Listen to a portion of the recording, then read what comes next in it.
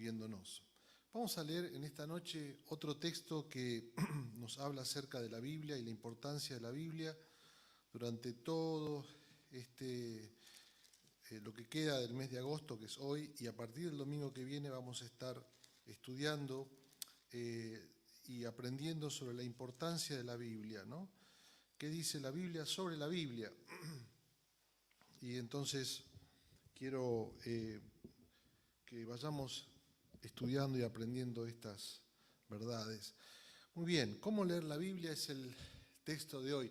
La semana pasada hablamos acerca de la importancia de la Biblia. La semana que viene vamos a hablar acerca de cómo la lectura de la Biblia puede impactar una sociedad, transformar una sociedad. Y vamos a leer un texto fascinante allí en el Antiguo Testamento. Y así vamos a ir viendo diferentes textos que nos permitan ir entendiendo la Biblia, cómo leerla, cómo aproximarnos a ella. Bueno, vamos a leer la historia de hoy. Está en el capítulo 24 de Lucas y dice así: Ese mismo día, dos de ellos iban en camino a una aldea llamada Emaús, que distaba de Jerusalén 60 estadios, que son como unos 12 kilómetros, 7 millas.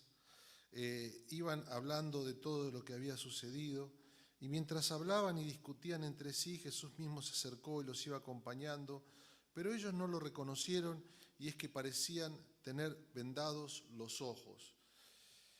Se veían tan tristes que Jesús les preguntó. Algunos conectan en el texto original esta oración con la anterior, diciendo que estaban tan tristes que no se daban cuenta que era Jesús. Era tal la tristeza que tenían que no podían ver que el que tenían al lado era por el cual estaban velando. El finado que estaban velando o que estaban tristes porque había muerto, estaba al lado de ellos. Parece un cuento de humor negro. Pero allí dice que Jesús les pregunta de qué tanto están hablando ustedes, y uno de ellos, que se llamaba Cleofas, le respondió. La tradición dice que el otro era el mismo Lucas. Caravaggio, que fue un pintor de la época barroca, pintó dos obras sobre el camino de Emaús, y la tradición, ¿no es cierto?, especialmente de los padres de la iglesia, hablan de que el otro era el mismo Lucas. Entonces, uno de ellos, que se llamaba Cleofas, le respondió: ¿sos el único forastero en Jerusalén que no sabe lo que ha sucedido en estos días? Jesús le pregunta: ¿y qué ha sucedido? Quizás la pregunta no tiene que ver con que él no supiera, por supuesto que sabía. Quería saber cómo habían entendido lo que había ocurrido, ¿no? Cómo veían la realidad, cómo estaban viendo lo que estaba ocurriendo en el medio de esa situación. Y ellos le respondieron: de Jesús de Nazaret, que ante Dios y ante todo el pueblo era un profeta poderoso en hechos y en palabra, pero los principales sacerdotes, nuestros gobernantes, lo entregaron para que lo condenaran a muerte y lo crucificaron. Nosotros teníamos la esperanza de que él habría de redimir a Israel. Sin embargo, ya van 3 días de que todo pasó, y aunque también nos han dejado asombrados algunas mujeres que entre nosotros fueron al sepulcro antes de que amaneciera, como no lo hallaron, han venido a decirnos que tuvieron una visión en la que unos ángeles le dijeron que él vive. Algunos de nuestros también fueron al sepulcro y encontraron todo tal y como las mujeres le dijeron, pero a él no lo vieron. Esta es la interpretación que ellos hacen. Cuentan los hechos, pero no pueden conectar lo que realmente había pasado, ¿no? Eso quiere decir que uno puede ver la realidad y la puedes ver siempre de la manera en donde está tu fe y donde estás vos plantado en cuanto a tu fe. Entonces Jesús les dijo: ¡ay, insensatos! ¿Cómo le habrá dicho un buen porteño en la calle, no? ¿Cuál habrá sido el término a utilizar? Pero le dice: insensatos. ¿Cómo es lento su corazón para creer todo lo que los profetas han dicho? Me hace acordar a la propaganda ¿vieron esta propaganda donde van Franchella con su hijo está buenísima esa propaganda?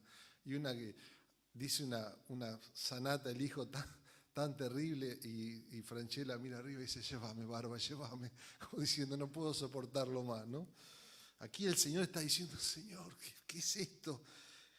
Dice, tan lento es su corazón para creer todo lo que los profetas han dicho, especialmente él, que les había hablado tanto les había hablado de lo que iba a pasar. No lo habían conectado, 2 más 2 no eran 4, no lo habían entendido. ¿Acaso, y acá viene el texto que hoy vamos a estudiar, ¿no? Toda esta historia es preparación para lo que vamos a estudiar en esta noche.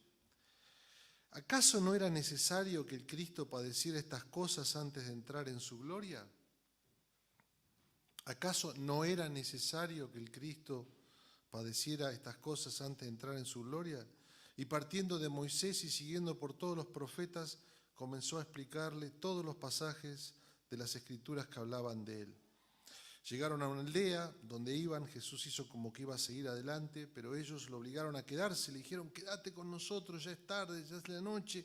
Jesús entró, se quedó con ellos y mientras estaba sentado a la mesa, tomó el pan, lo bendijo, luego lo partió, se los dio y en ese momento se les abrieron los ojos y se dieron cuenta que era Jesús.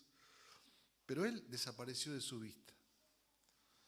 Y se decían el uno al otro, ¿no ardía nuestro corazón mientras nos hablaba en el camino, nos explicaba las Escrituras? En ese mismo instante se levantaron y volvieron a Jerusalén y allí encontraron reunidos a los 11 y a los que estaban y se contaron lo que había ocurrido. Jesucristo ha resucitado, verdaderamente ha resucitado. Bueno, ese es el reencuentro. Unos días después, Jesús se vuelve a encontrar con ellos y les dice, lo que ha pasado conmigo es lo mismo que les anuncié cuando aún estaba con ustedes. ¿Están conmigo? 44, la que viene. Por favor, ahí estamos. Luego les dijo, lo que ha pasado conmigo es lo mismo que les anuncié, gracias, cuando aún estaba con ustedes, que era necesario que se cumpliera todo lo que está escrito acerca de mí en la ley de Moisés, en los profetas y los salmos. Vuelvo a repetir, ¿no? Entonces les abrió el entendimiento para que pudieran comprender las Escrituras y les dijo, así está escrito y así era necesario que el Cristo padeciera y resucitara de los muertos al tercer día y que en su nombre se predicara el arrepentimiento y el perdón de pecados en todas las naciones, comenzando por Jerusalén. Muy bien, vamos a ver 3 cosas que quiero decir esta noche brevemente. Primero, ¿por qué la Biblia es un libro diferente? ¿Por qué la Biblia es un libro diferente? A ver si lo tenemos ahí. Muy bien, ahí con una pintura de Jesús caminando con sus 2 discípulos, camino a Emaús. La Biblia está por encima de toda experiencia religiosa. Esta es la enseñanza que podemos aprender acerca de la Biblia, de esta historia. La Biblia está por encima de toda experiencia religiosa. Mirad lo que dice allí el autor. Mientras hablaban y discutían entre sí, Jesús mismo se acercó y los iba acompañando, pero ellos no lo reconocieron y es que parecían tener vendados los ojos. Yo quiero que pienses esto. Jesús está caminando al lado de ellos tienen los ojos vendados y Él tiene poder para hacer todos los milagros, o sea que de alguna manera o Él deja que la cosa siga como está, que no se den cuenta, o Él está de alguna forma velado, de alguna forma no pueden reconocerlo. Y la forma en que Él les muestra la realidad de su resurrección no es diciéndoles, muchachos, acá voy a hacer un pase mágico y todos me van a poder ver. ¿Qué es lo que hace? Él los lleva a la Escritura, los lleva a los escritos, los lleva a la Biblia. Cuando Él habla de las Escrituras, habla del Antiguo Testamento. La Biblia se divide en 2, Antiguo y Nuevo Testamento. Por extensión, el pueblo de Dios hoy y a lo largo de la historia ha ido confirmando por obra del Espíritu Santo los otros textos que son el Nuevo Testamento después de la venida de Jesucristo. Y hoy hacemos referencia cuando hablamos de la Escritura de toda la Biblia, de los 66 libros. Y Jesús dice, miren, para que ustedes entiendan que yo estoy vivo, los voy a llevar a la Escritura. Y me parece fascinante, porque hoy en día somos la medida de todas las cosas.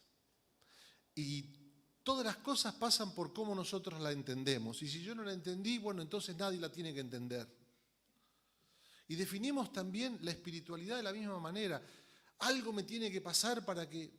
Y Jesús nos invita a acercarnos a la Biblia porque es un libro diferente. Es un libro que está por encima de toda experiencia religiosa porque es la palabra de Dios. Hablábamos el domingo pasado de la autoridad de la Biblia. Si te quieres, este es el mensaje, si te quieres encontrar con Dios, está bueno que otros te cuenten. Está bueno que veas milagros. Yo vi un montón de milagros.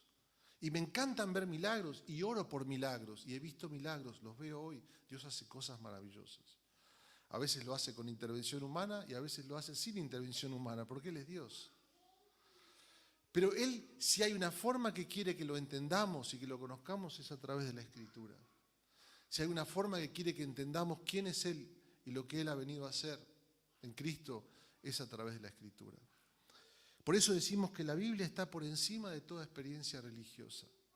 No se trata de tus sentimientos, no se trata de cómo estás en este momento, se trata de que la Biblia tiene esa autoridad para estar por encima de tus criterios de ser la medida de todas las cosas. ¿Se entiende, no? Vamos a ir profundizando un poquito más. Pero me encanta esto, que Jesús nos le dice, yo estoy acá, tus sentidos no tienen que ver con lo que pasa a tu alrededor, sino lo enfoca a estos dos discípulos hacia la Escritura. Primero. Segundo, ¿por qué la Biblia es un libro diferente? Ya lo dijimos el domingo pasado, pero desde este texto de hoy, Jesús mismo nos ayuda a entender las Escrituras. ¡Qué maravilloso! Jesús es el que comienza a explicarles a ellos lo que la Biblia dice acerca de Él. Y partiendo de Moisés y siguiendo por todos los profetas, comenzó a explicarles. Entonces les abrió el entendimiento para que pudieran comprender las Escrituras. Jesús mismo se encarga de explicarle a ellos lo que la Biblia dice acerca de Él. Esto es un principio fundamental para entender que la Biblia es un libro diferente. Hay una acción que Cristo hace en nosotros cuando nos acercamos a la Biblia, que no lo hace ningún otro autor,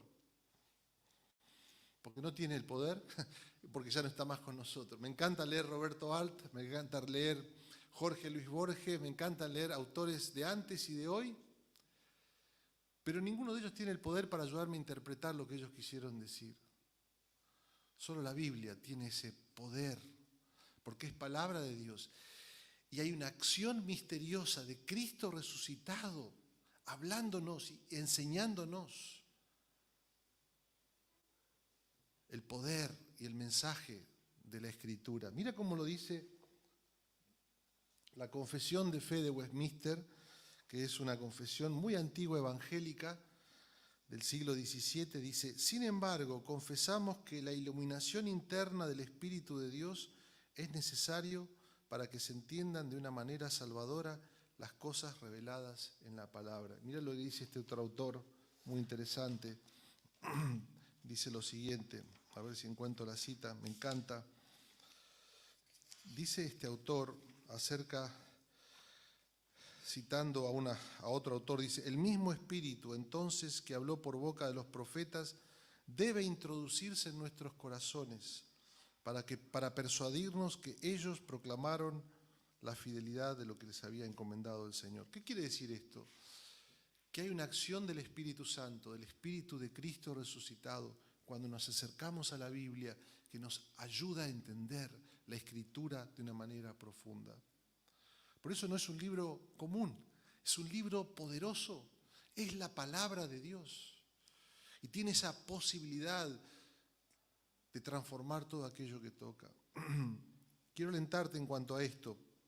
¿Por qué la Biblia es un libro diferente? Y este texto nos ayuda muy bien a mostrarnos esa superioridad y a mostrarnos esa acción de Cristo resucitado. Hoy el Espíritu de Cristo está entre nosotros. Muy bien.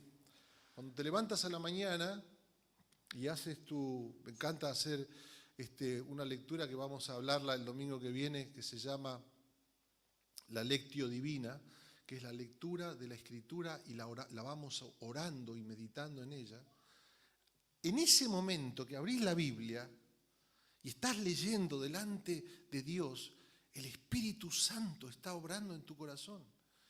Y de repente comienza a traer claridad y comienzan a surgir palabras que las repetís en oración a Dios. Es maravilloso. Y vidas y realidades y pensamientos son transformados. Vamos a ver esto. Bueno, 3 claves para leer la Biblia. La primera, en este texto Jesús les dice, hay un protagonista, hay un mensaje y hay una misión. La primera, cuando lees la Biblia tienes que entender que hay un protagonista. ¿Quién es el protagonista? ¿Quién es el protagonista? Jesús. Dice así, y partiendo de Moisés y siguiendo por todos los profetas, comenzó a explicarles todos los pasajes de las Escrituras que hablaban, ¿de quién? De papá, de él. Que era necesario, dice el otro texto, que se cumpliera todo lo que está escrito acerca de mí, les dijo a los discípulos, en la ley de Moisés, en los profetas y en los salmos. El Antiguo Testamento hebreo estaba dividido en 3 partes, los escritos, los profetas y la parte que comprendía los salmos. Y Jesús le dice, toda la Escritura habla de mí, yo soy el protagonista. Fíjense en esto, esto es lo maravilloso de la Biblia. Tiene 66 libros que fueron escritos a lo largo de unos 1500 años. Hay unos 40 autores humanos que escribieron por inspiración del Espíritu Santo, todos ellos tan falibles como vos y como yo, pero inspirados por el Espíritu Santo, escribieron la palabra de Dios. Y todos ellos, dice Jesús, hacen alusión a mi propia vida. Yo soy el protagonista de toda la Escritura. Como diciendo que la Escritura, la Biblia, no es un libro que habla de muchos personajes, sí, y los menciona, pero al hacerlo están apuntando todos ellos a Jesús. Hay un autor que se llama Sinclair Ferguson, que no voy a leer toda la cita de él, pero él dice así, Jesús es el verdadero y mejor Adán, Jesús es el verdadero y mejor Abel, Jesús es el verdadero y mejor Abraham, Jesús es el verdadero y mejor Isaac, y va recorriendo todos los personajes para decir que cada uno de estos personajes en la Biblia apuntan a Jesús. Y en ellos podemos ver la obra que Dios haría en Jesús. Y en ellos podemos ver la acción redentora de Dios a nuestro favor. Por eso, la Biblia no tiene un protagonista solamente, sino tiene un solo mensaje. Ellos tenían una idea de que ese protagonista era un profeta. Dice, era profeta, pero no se dieron cuenta que era el Hijo de Dios. Y tenían una idea del mensaje, ¿no? De que vendría un Mesías a liberarlos y que los haría libres de la opresión de los romanos, ¿no? Vendría un superhéroe y los acomodaría a todos. Pero no entendieron el costo de lo que tendría que hacer Dios en su Hijo, que era morir en una cruz, pagar un precio muy alto por vos y por mí. Por eso dice, ese mensaje dice así, era necesario que el Cristo padeciera estas cosas antes de entrar en su gloria. Era necesario que el Cristo padeciera y resucitara de los muertos al 3er día. No habían entendido que era necesario que Cristo muriera. Y por lo tanto era necesario que resucitara. Toda la Biblia trae un solo mensaje. Y este es el mensaje. Estamos lejos de Dios. Y Dios está en el negocio de reconciliarse con nosotros. Y Él hizo lo imposible. ¿Sabes cuál es lo imposible? Envió a su Hijo Jesús a morir en una cruz para pagar un precio que yo no podía pagar, para reconciliarme con Él, para que yo pueda encontrarme con Dios en Jesús. Este es el mensaje que vamos a estar mencionándolo otra vez en el mes de septiembre. ¿Cuál es el mensaje central de la Biblia? Hoy lo resumimos. Jesús le dice, era necesario. No hay, escuchad lo que te digo, no hay fe cristiana sin cruz. No, pero yo lo que pasa es que estoy acá porque quiero esto, aquello y lo otro. Sin la cruz, la fe cristiana se transforma en egocentrismo. Se trata acerca de mí. Pero Jesús le dice, toda la Biblia no se trata de vos, se trata de mí, dice Jesús. Y de lo que yo vine a hacer para reconciliarte con el Padre. Muchísimas implicancias. Estamos estudiando y quiero alentarte para que todo el mes de septiembre te metas en alguna de las conferencias que Sociedad Bíblica Argentina va a estar haciendo online sobre la Biblia y vas a escuchar una y otra vez este mensaje. Cada vez que la iglesia y que una nación se reconcilia con este mensaje central, tiemblan los cimientos y naciones enteras son transformadas. Lo vamos a ver el domingo que viene. 3 claves para leer la Biblia. Pregúntate acerca de Jesús. ¿Qué dice acerca de Cristo este texto? ¿Qué dice acerca de la cruz? ¿Qué dice acerca de lo que Cristo vino a hacer por mí? Y en tercer lugar, Jesús le dice, era necesario que el Cristo muriera y que resucitara y que en su nombre se predicara el arrepentimiento y el perdón de pecados en todas las naciones, comenzando por Jerusalén. Hay una misión que cumplir. Porque el propósito de Dios es lineal. Estaba leyendo un cuento de Borges, Las ruinas circulares, no sé cuánto lo han leído, es fascinante. Vos vas leyendo cómo un tipo a través de un sueño va construyendo un personaje, un ser humano, ¿no? Y todo el sueño es ¿qué va a pasar? ¿Qué va a pasar? Tipo a través del sueño, durmiendo en unas ruinas circulares. Y al final termina el cuento descubriendo él que había creado un ser, que él había sido creado por otro ser, y el mensaje es el eterno retorno. Esta sensación de que estamos aquí para reciclarnos en otros y otros se van a reciclar y venimos reciclados y allí se acabó la vida. Esto obsesionaba a Borges en varios de sus cuentos. Pero no es el mensaje de la Biblia. El mensaje de la Biblia es Dios tiene un propósito, hay un principio y hay un fin. Y Dios te ha puesto en este lugar con un propósito y te ha puesto con una misión. Y si entiendes ese mensaje de la cruz, Dios te levanta, como a estos discípulos. Dice que cuando se encontraron con Jesús, se levantaron y volvieron al lugar de donde venían, como reconciliándose con el mensaje allí de Jerusalén. Bueno, para nosotros esta idea de misión es fundamental. Y como cristianos hemos tenido una tensión a lo largo de la historia. Tenés los místicos que están siempre contemplando la cruz y no entienden que esto tiene que llevarnos a la acción, tienen que llevarnos a esto, a hablar de este mensaje poderoso y transformador. Y tenés los accionistas, ¿no? Los que accionan, ¿no? Los que viven, ¿no? Con proyectos y programas y no entienden que la fuente de todo esto es el poder de la cruz. Necesitamos ese equilibrio. Jesús dice, todo pasa por mí. Amén. 3 claves para leer la Biblia, que te las dejo allí. Y antes de terminar, te voy a leer este texto. Un autor dice, 2 preguntas que debes hacerte cuando lees la Biblia. La primera, ¿qué me está enseñando este pasaje acerca de la salvación de Dios? Antes de mirar la Biblia y decir, ¿qué tengo que hacer yo? Pregúntate, ¿qué hizo Dios en ese texto por mí? Y inmediatamente te lleva a Cristo.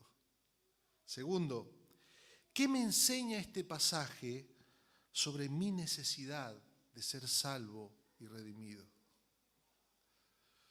Entonces la tercera pregunta, ¿qué debo hacer yo? Vamos a ver la última aplicación para nosotros. 4 efectos de la lectura de la Biblia que surgen de este texto, ¿está bien? O hay muchas más, pero que surgen de este texto. En primer lugar, y ahí tenemos otra pintura de Cerezo Barreda sobre el encuentro de Jesús con los discípulos, un pintor español que vino a vivir a Latinoamérica y a expresar la fe cristiana desde la realidad latinoamericana, desde el sufrimiento, ¿no? Y desde todas las contradicciones que tiene nuestro continente, queriendo decir hay esperanza para Latinoamérica. ¿Decimos amén?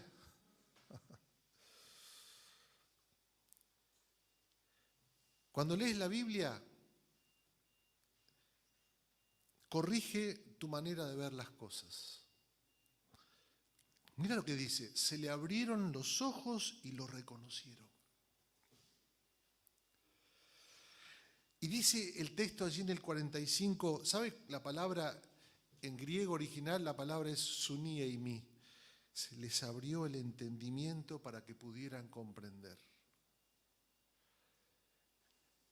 De repente, uno cree que tiene una clara visión de las cosas y de las circunstancias y de todo, ¿no? Uno es un realista y uno dice, no, yo tengo claro cómo veo las cosas. Pero la palabra es correctiva, me ayuda a ver las cosas desde la perspectiva de Dios. Siempre decimos que el problema de la brecha es que vemos al otro siempre desde nuestro lugar. Somos la medida de todas las cosas. Y la invitación de la Escritura es ver las cosas desde la perspectiva del trono de Dios. Desde la perspectiva de la cruz. Corrige y te permite ver de otra manera tu realidad y tu entorno. Mi oración es que la Escritura y que esta comunidad camine a los pies de la Escritura para que tengamos una visión como Dios quiere de las cosas, correctivamente en forma progresiva, porque este es un círculo hermenéutico, dicen algunos, o una espiral que va ascendente a medida que vamos leyendo, nuestra visión de las cosas se va corrigiendo. Tienes que leer la Escritura, porque empiezas a entender las cosas del trono de Dios. ¿Está bien eso? Aplicarlo a tu propia vida, a tus propias circunstancias, a las cosas negativas que ves en cuanto a tu familia, a que no cambia más, o a esta situación. No podemos tener una visión negativa de nuestro país. A ver, sí realista, vamos de mal en peor, hace tantos, pero desde la perspectiva de la Escritura tengo que tener esperanza. Esto es lo que la Escritura me enseña. No esperanza allí arriba, no a la onda, perdónenme, lo quiero mucho, pero a la onda de la buena onda de Facundo Manes, me parece bárbaro que tenga buena onda, pero ya hemos tenido mucha buena onda. Digo, no, si lo pensabas votar no te quiero decir nada con eso. Digo, a mí me encanta, pero digo, esta idea, ¿no?, de que hay que tener buena onda para salir adelante del país, no. Necesitamos una visión correctiva. Una visión correctiva nos permite tomar decisiones correctas, etcétera, etcétera. Bueno, la Escritura nos sana. La lectura de la Escritura nos sana. Dice, se veían tan tristes. Y después de que se encontraron con Jesús y con la Biblia, se decían el uno al otro, ¿acaso no ardía nuestro corazón mientras nos hablaba en el camino y nos explicaba las Escrituras? Es sanador. Decíamos el domingo pasado, el texto del Salmo, envió sus palabras y los sanó. La historia del pueblo de Dios en el desierto, su palabra me sana. Cuando estás en tus pensamientos recurrentes que vuelven otra vez cíclicamente hacia lo negativo y la destrucción, hace un alto y pregúntate, ¿qué dice Dios de mí? ¿Qué dice Dios de mí? Su palabra nos sana. No hay nada más poderoso que la terapia de la palabra. Si estás pasando un momento difícil, yo quiero alentarte. Tomá textos de la Escritura y pegalos por todos lados. Pegalos por las paredes, pegalos en el baño, pegalos en la heladera. Deja que te vayan saturando. ese mensaje sanador. La Escritura nos direcciona, lo decíamos recién, nos da dirección, nos da misión. Iban para un lado, se pusieron de pie, volvieron otra vez, se redireccionaron a través de la Escritura. ¿Tienes decisiones que tomar? Mañana.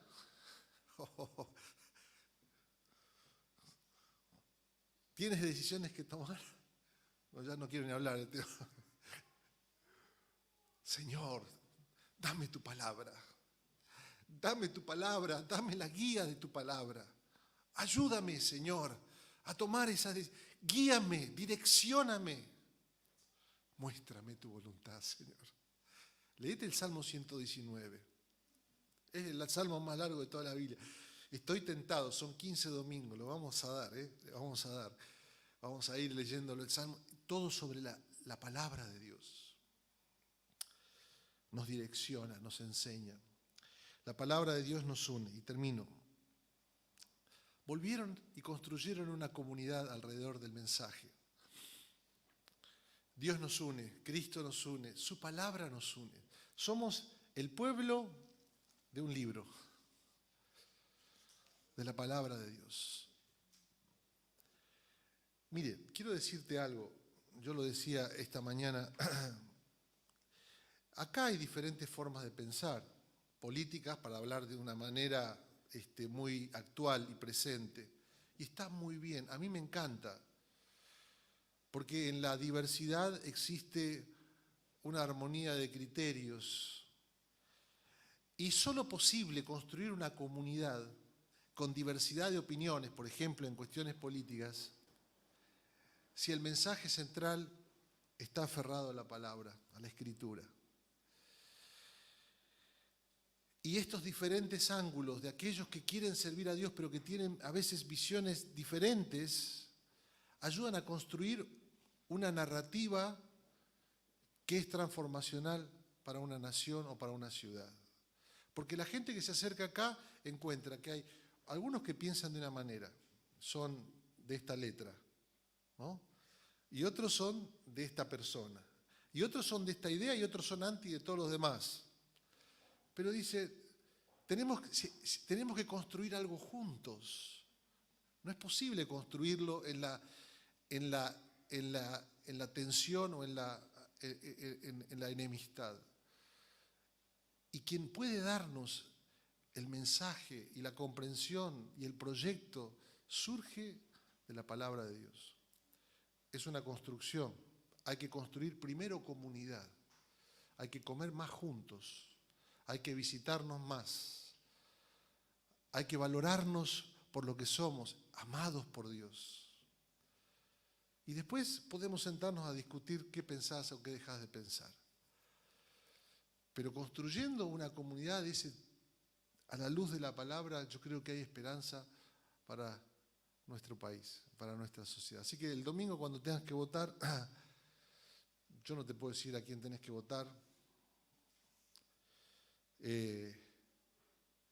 pero hacelo pidiendo a Dios que te dé su sabiduría, que te dé su guía. Toma esta semana para orar. Tu voto es muy importante, tu compromiso es muy importante. Porque tu voto hace la diferencia. Después nos quejamos de los gobernantes que tenemos. ¿Los votamos nosotros? ¿Quién los votó? Vos y yo los votamos. Con tu voto, con tu no voto. Bueno, yo no voté a nadie. Bueno, también estás votando. No estoy criticando a los que tenemos, ni a los que tuvimos, ni a los que vamos a tener. Estoy diciendo en general, estamos todos sufriendo, ¿sí? Bueno, vamos a orar, que Dios nos guíe. Vamos a votar con conciencia, pidiendo que Dios nos guíe. Y el Señor lo va a hacer. Y el Señor va a hacer a través de esta comunidad la diferencia en nuestra ciudad. Amén. Bueno, vamos a orar. Señor, te damos gracias por tu palabra en esta noche. Gracias porque la Biblia tiene tanto poder. Solo pedimos que nos ayudes a acercarnos a ella. Que al hacerlo veamos cuántas cosas maravillosas tú has hecho por nosotros. Los discípulos tenían clara su doctrina, habían escuchado mucho, conocían las Escrituras, habían escuchado a Jesús, pero no les había hecho clic en el corazón. Te pedimos que tu Espíritu Santo, que nos lleva a la palabra, nos hable al corazón, nos transforme, nos encamine, nos sane, nos direccione.